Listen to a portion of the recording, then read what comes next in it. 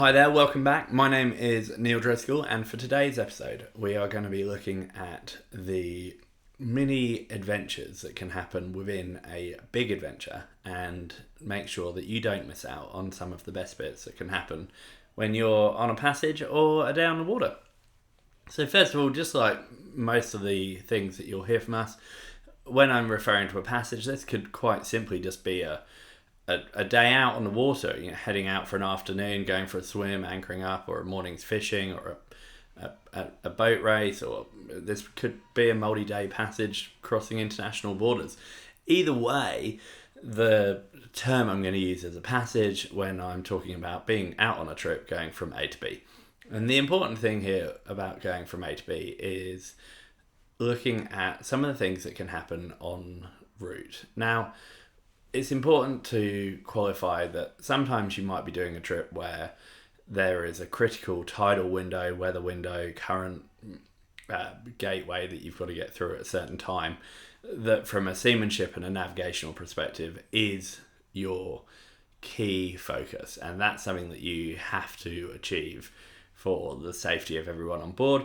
And in that scenario, it doesn't stop you having fun and doing all sorts of things on board, but that will unquestionably dictate the timing of what you're going to do. And more often than not, although those kind of critical time gateways often only occur on 3 or 4% of the trips that you're doing, they often have a knock-on effect of lots of other things. So it's important to remember that if you're going to take on board what I'm about to talk about, then the days when you've got really critical tidal or weather windows to account for might not be the best day to take a more laissez-faire approach to the detail of what you do when you're out there. Now, the bit that I really wanted to hone in on for you is that often when you talk to someone about being on an adventure, traveling around, exploring somewhere, the highlights are often not the expected thing. So I just make something up. But let's say someone was talking about going to a theme park for the day, then you might well find that you would expect their favourite part might have been meeting a character or a specific ride or something like that, and undoubtedly that will be a high point. But often you might find that there was something else that happened in the day that was like really, really funny or really fun or something just unexpected, a spontaneous show or interaction or something which end up being, if not the top part of the day, then one of the favourite parts and certainly a memorable moment. Now, when you're on the water, what is kind of a great byproduct of having done proper planning and be on top of what your windows of time are, what your opportunities are for where it's safe to take the boat from a navigational perspective in terms of depth and weather and so on, are that you might go, okay, well, I think we're going to do this today. And then you start heading out. Actually, it's so unusual to have this weather condition or this swell direction or these things come together that make this particular bay or this place perfect. Actually, I think today we should just can what we originally said we were going to do, and we should just go here. And that might be something really simple, like the obvious stuff, like you get a pod of dolphins come past and you might choose to just slow down, take some pictures and so on. If you don't, you probably find that most people on board are going to request that quite quickly anyway. But one of the things that I've found for putting this kind of dynamic element into your trip planning, we've had full episodes about dynamic passage planning before. That's not specifically what we're looking at here from a weather perspective and that side of things. It's issues with the boat. It's more the other way. It's seeing an opportunity for something brilliant that you hadn't known you were going to do.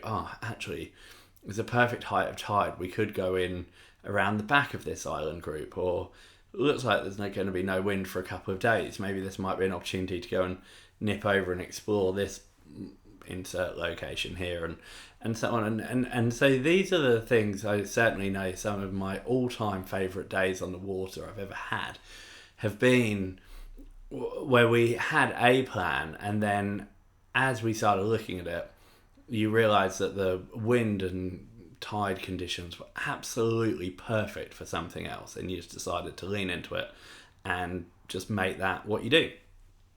Now, in terms of bringing other people along for the ride, something that can work really nicely is actually, before you head out, just ask people what they're most excited about doing that day. And I think you'll be quite surprised. Like, one of the things that often took me by surprise when I was teaching offshore boating was the number of people who had never been out of sight of land before, where that was like a really big deal for them and something they were really excited about. And in all honesty, something that I just kind of took for granted. I was just used to doing it. I'd been doing it my whole life, and not even something that I really had as a kind of thought process beyond, okay, we won't be able to see a a backup land feature for navigation for this period of time or whatever. So when you start asking people what the thing is they're most excited about, one, you'll probably be quite surprised, especially if you're lucky enough to spend quite a bit of time doing boating holidays, or you own a boat and you get out on the water quite often. That might not be something you're immediately comfortable with doing, and that's fair enough. An easier inroad, if you like, is actually the other end of the day. Like, oh, what was your high point? Or what was the thing you most enjoyed today? And just seeing what comes out of that. It might have been, I caught my first fish, or I've never steered a boat before, or I really enjoyed the banter. It doesn't matter. Maybe it was lunch. Sometimes it'll be really something that you couldn't replicate without being on a boat. Sometimes it'll be quite the opposite. It could have happened anywhere. It just happened to be on the water. And once you've got to a point that you're really comfortable doing that, that then lends itself to being maybe a progression of asking people before they head out, like, what are you most excited about today? And keep it kind of simple, especially if you want like a qualitative answer. So you want something where people can, maybe expand on it. So rather than, a survey 1 to 5, what was your favorite thing today? Are you most excited about whales, dolphins, or turtles? And instead it's just, what are you excited about getting out on the water today? And just ask them and see what comes out of it. And you might be able to deliver it. And I think sometimes you'll be quite surprised that the thing they were most excited about doing, they'll hopefully do, but then there'll be something else unexpected that will actually end up being the high point of the day.